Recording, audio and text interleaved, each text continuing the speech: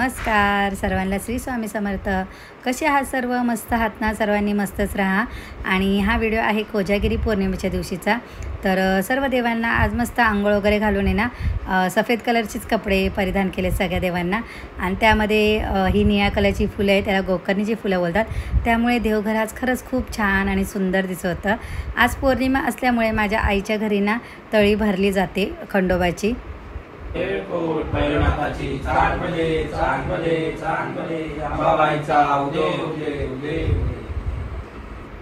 आणि आज दिवसभर मी जरा थोडी बाहेरच गेलेली, त्यामुळे काय जास्त दिवसभराचं शूट करता आलं नाही मला।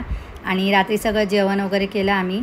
आणि काही लोक उपवास पण धरतात आज कोजागिरी असल्यामुळे, तर माझा उपवास नव्हता, त्यामुळे आम्ही जेवण वगैरे घेतलं, सगळं आवरावर करून घेतली। कारण की पूजा मांडणी पण करायची होती, तर बोललं इकडे दूध ठेवूया आणि पूजा मांडणी करून घेऊया। तेवढ्यातच दूध उतू गेलं सगळं माझं। नशीब जास्त नाही गेलं, पण खरंच दुधाकडे ना लक्षच ठेवायला लागतं। किती बारीक केलं ना तर ते उतूच जातं, आणि त्यात मसाल्याचं दूध होतं, त्यामुळे लगेच त्याला उकळी आली। तर आज पौर्णिमा असल्यामुळे ना, आणि कोजागिरी पौर्णिमा असल्यामुळे ह्या दुधाला आज खूपच महत्त्व आहे। आणि मी आता इकडे पूजा पण मांडणी करते पूजाची, कारण की आज म्हणजे खूपच महत्त्वाचा दिवस आहे। तर मी पूजा करता आहे ना तुम्हाला ते माहिती सांगते त्याची, कोजागिरी पौर्णिमेची। भारतीय संस्कृतीत प्रत्येक सणाचा एक वेगळाच अर्थ आणि संदेश असतो। त्यातला एक सुंदर आणि शांततेचा सण म्हणजे कोजागिरी पौर्णिमा। हा सण आश्विन महिन्याच्या पौर्णिमेला म्हणजे शरद ऋतूंमध्ये साजरा केला जातो। या दिवशी चंद्र आपल्या 16 कलांनी युक्त असतो आणि आपल्या किरणांद्वारे अमृताचा वर्षाव करतो। ते अमृत लोकांना प्राशन करता यावे यासाठी आपण गोड दूध करून चंद्राच्या प्रकाशाखाली ठेवतो व नंतर ते पितो। तसेच आपल्या शास्त्रात असेही मान्यता आहे, आपल्या घरी असलेल्या पाळीव प्राण्यांना पशुधन म्हणून समृद्ध जीवनचर्येचे प्रतीक मानलं गेलं आहे। त्यामुळे देव त्यांना आशीर्वाद देण्यासाठी आपल्या घरी आज येतात। तसेच समुद्र मंथनाच्या वेळी माता लक्ष्मी प्रगट झाली होती, तेव्हा कोजागिरी पौर्णिमा होती, म्हणून हा दिवस माता लक्ष्मीचा जन्मदिवस म्हणून पण साजरा केला जातो। या दिवशी माता लक्ष्मी, भगवान विष्णू, कुबेर, इंद्रदेव हे सर्व आज भूमंडळी उतरतात व विचारतात, को जागर्ती असे विचारतात। याचा अर्थ की कोण जागा आहे, आणि ते जागा आहेत त्यांना अमृत प्राशन करतात व माता लक्ष्मी आपल्या आशीर्वादाने जागरण करणाऱ्यांना धनधान्यांनी समृद्ध करते। तसेच याच वेळी माता लक्ष्मीची मोठी बहीण अक्काबाई ती आपण खाली भूमीवर येऊन फिरत असते आणि जे जागे नाहीत, जे झोपले आहेत अशा सर्वांच्या घरी जाऊन वास करते। म्हणून मग आपल्या घरी कटकट, भांडणं, आजारपण हे सगळं होत असतं। मग लोक तेव्हा बोलतात आपल्या घरात अवदसा घुसली। अवदसा म्हणजेच अक्काबाईला अवदसासुद्धा बोलतात। त्यामुळे आपण जागर करून देवी देवतांचे शुभ आशीर्वाद घ्यावे, म्हणजे आपल्या घरात कटकटी वगैरे होत नाही आणि माता लक्ष्मीचा वास आपल्या घरात कायम राहतो।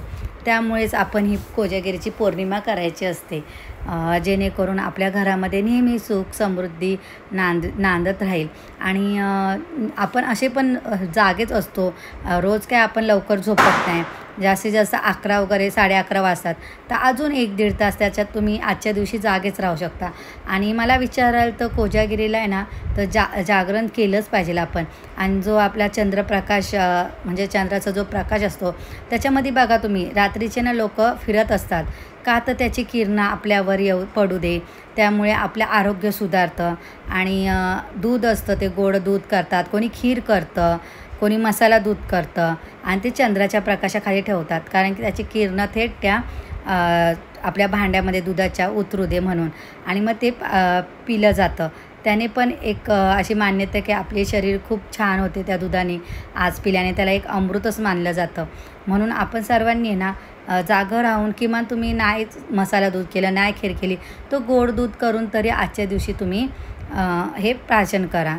तर इथं मी आता देवपूजेची हे सगळी देवाची मांडणी करते। तुम्ही भरपूर व्हिडिओमध्ये बघितलंच असेल आजची पूजा कोजागिरीची। तर इथं मी आधी महालक्ष्मीची स्थापना, आधी गणपती बाप्पांची स्थापना केली, नंतर महालक्ष्मीची केली आहे। आणि इंद्र किंवा कुबेर, आणि कुबेर नसेल, इंद्र नसेल, तर आपण ती सुपारी वगैरे म्हणून ठेवू शकतो तिथे पानांच्या विड्यावर। किंवा गणपतीची मूर्ती नसेल तर तिथं तुम्ही सुपारी म्हणून ठेवू शकता. आणि इथे ना दिवा मी प्रज्वलित केला आहे. त्याचं काय झालं, आधी केला होता मी साईडला, पण तो हवा एवढी असल्यामुळे ना तो दिवा राहतच नव्हता. नंतर मग मी काय केलं, दिवा लावला आणि त्याच्यावर एक काच ठेवली. तर मग काय करणार, इथे हवा एवढी असते ना, संध्याकाळचीच आणि हवा सुटते.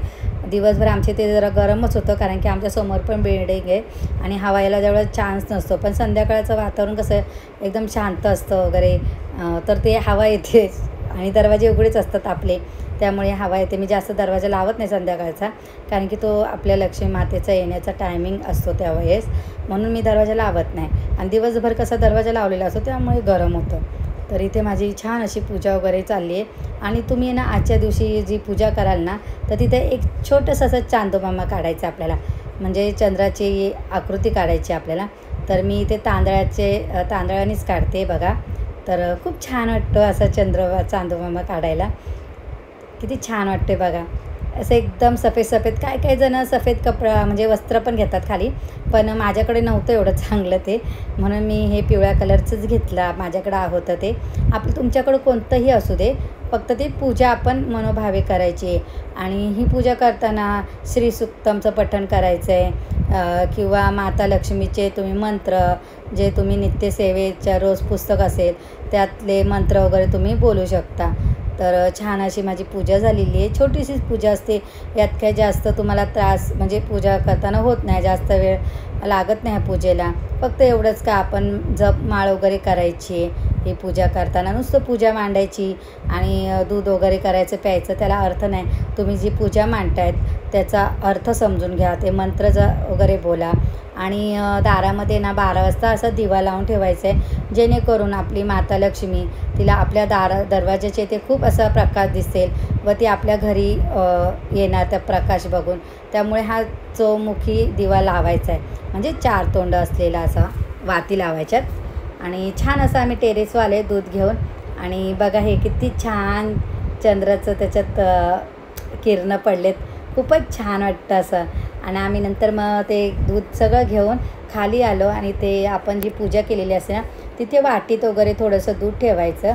आणि त्याच्यानंतर आम्ही सगळ्यांनी त्या दुधाची खूप छान अशी मज्जा घेतली. तर तुम्हा सर्वांना माझा व्हिडिओ कसा वाटला, जर आवडला असेल तर माझ्या व्हिडिओ प्लीज लाईक करा, शेअर करा, सबस्क्राईब करा. पुन्हा भेटू पुढच्या व्हिडिओमध्ये. तोपर्यंत सर्वांना बाय.